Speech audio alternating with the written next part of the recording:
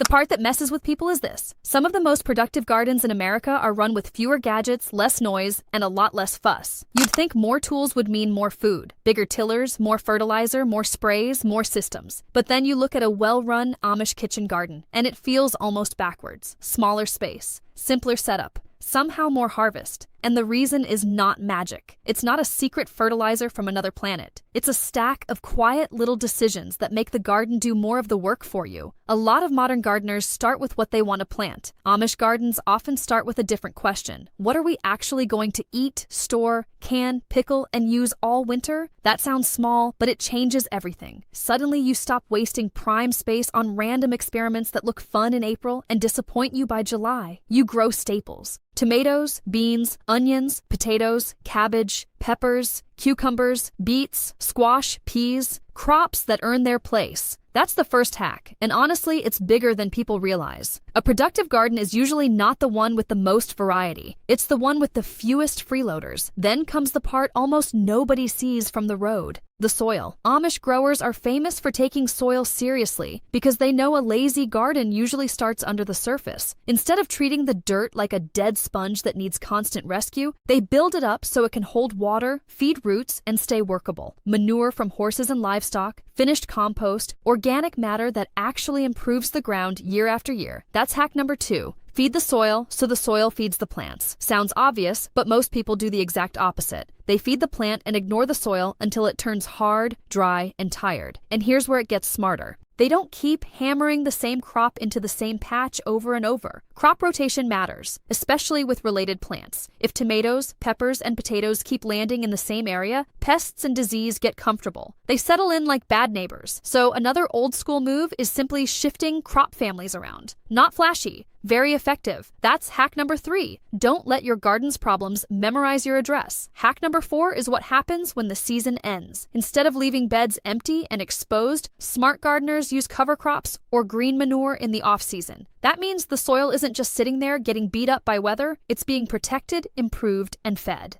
A dead-looking winter garden can actually be next season's advantage. That's one of those hidden methods people miss because it doesn't look exciting on camera, but the payoff shows up months later. Now, let's talk about one of the simplest tricks of all, and maybe the most underrated: mulch. Straw, organic mulch, material that shades the soil and keeps it from drying out so fast. This is hack number 5, and it solves more problems than most expensive products. Mulch helps hold moisture, suppress weeds, and reduce that constant surface baking that turns summer gardening into punishment. A lot of gardeners say they're tired of watering. Usually what they mean is they're tired of watering bare soil, and the layout matters more than people think. Amish-style kitchen gardens are often planned tight, but not chaotic. Deep beds, narrow enough that you can reach the center without stepping all over the soil. That's hack number 6. If you keep walking where roots are supposed to grow, you compact the ground and make life harder for the plant. Simple bed design cuts labor later. You can weed faster, plant tighter, and stop stomping the life out of your own soil. Hack number 7 sounds tiny until you do it wrong once. Put the tallest crops on the north side. Corn, trellised beans, big tomatoes, anything that can throw shade. Why? Because sunlight is free, but only if you don't block it with your own bad planning. A lot of struggling gardens aren't underperforming because of fertilizer. They're underperforming because half the bed lives in the shadow of one ambitious row of tomatoes. And while we're on corn, here's one that surprises beginners every year. Don't plant sweet corn in one lonely long row and expect great ears. Corn is wind-pollinated. It does better in blocks. That's hack number 8.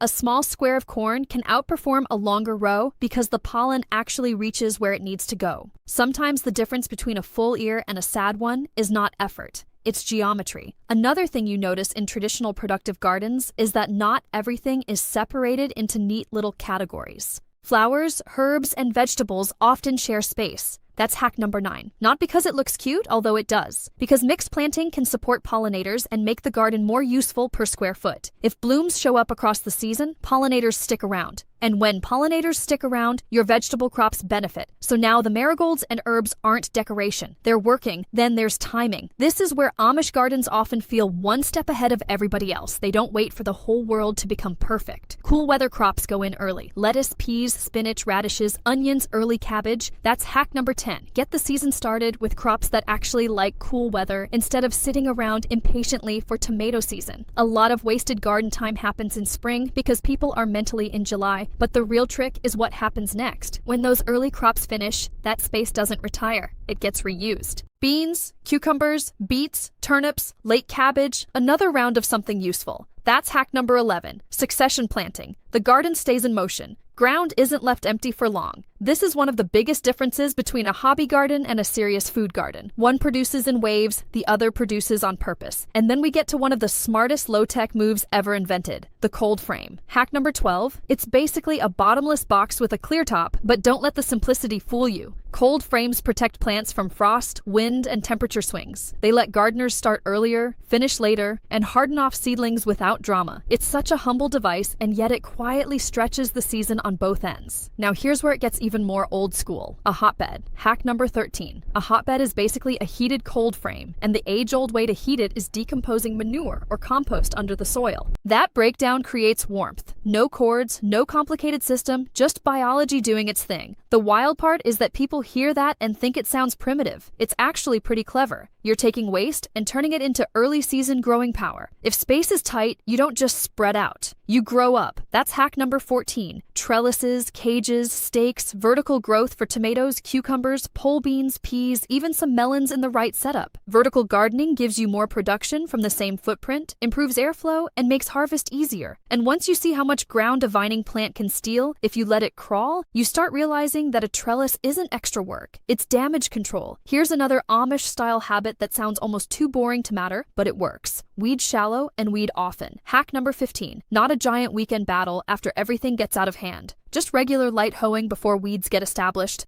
That's the difference. Small work at the right time beats heroic work at the wrong time. Most garden labor becomes miserable only after procrastination. And water? This is where a lot of gardens accidentally invite disease. Hack number 16 is to water the soil, not the leaves, and do it early enough that foliage doesn't sit wet all night. Add mulch, and suddenly the whole garden is less stressed. Better moisture, fewer splash-up problems, less waste. It's not complicated. Plants want water at the roots. The leaves don't need a daily shower. Then there's seed saving, which is one of the most practical frugal habits of all. Hack number 17. If you save seed, save it from open-pollinated or heirloom varieties, not just any hybrid you happen to like. Heirloom and open-pollinated plants are more likely to grow true to type. That means next year's garden can come from this year's success. Beans, peas, lettuce, tomatoes, these are classic starting points. And just like that, your garden stops being an annual shopping habit and starts becoming a cycle. Hack number 18 is something really productive growers understand instinctively. Choose varieties based on what happens after harvest. If you want to can, freeze, dry, or store food, pick varieties that fit the job. Determinate tomatoes tend to ripen in a tighter window, which is useful if you're trying to fill a canner. Paste tomatoes make more sense for sauce than giant slicing tomatoes. Storage onions and good keeping cabbage matter if winter use is the goal. This is where modern gardeners lose so much time. They grow first and think later. Productive gardeners think backwards from the pantry. Even harvest has a trick to it. Hack number 19. Pick at the right moment, usually in the morning after the dew dries and before the day gets hot. That's when many vegetables are at their best quality.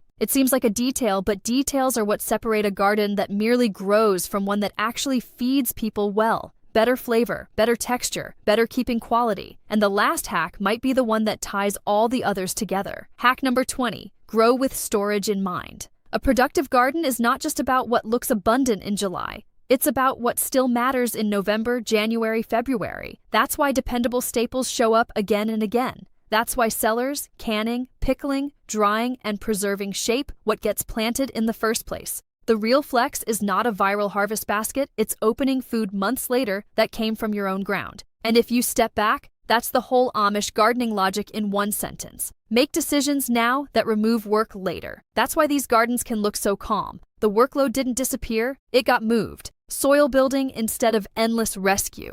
Mulch instead of constant watering. Rotation instead of fighting repeat disease. Succession instead of empty space. Seed saving instead of yearly dependence. planning for storage instead of growing random stuff you can't use. It's not really about doing everything the old way. It's about noticing which old methods still solve modern problems better than modern habits do. Because the truth is, most people don't need a bigger garden. They need a garden that wastes less motion, less wasted space, less wasted water, less wasted harvest, less wasted effort. And that's probably the most surprising thing of all. These so-called hacks are not flashy. They're practical, quiet, repetitive, almost stubbornly simple. But maybe that's exactly why they work. While everybody else is searching for the next miracle product, these gardens keep proving the same uncomfortable point. If your soil is alive, your timing is smart, your space is used well, and your harvest has a purpose, you can grow a shocking amount of food without turning your life into a full-time battle. Not because gardening gets easier, because finally, the garden is helping you back.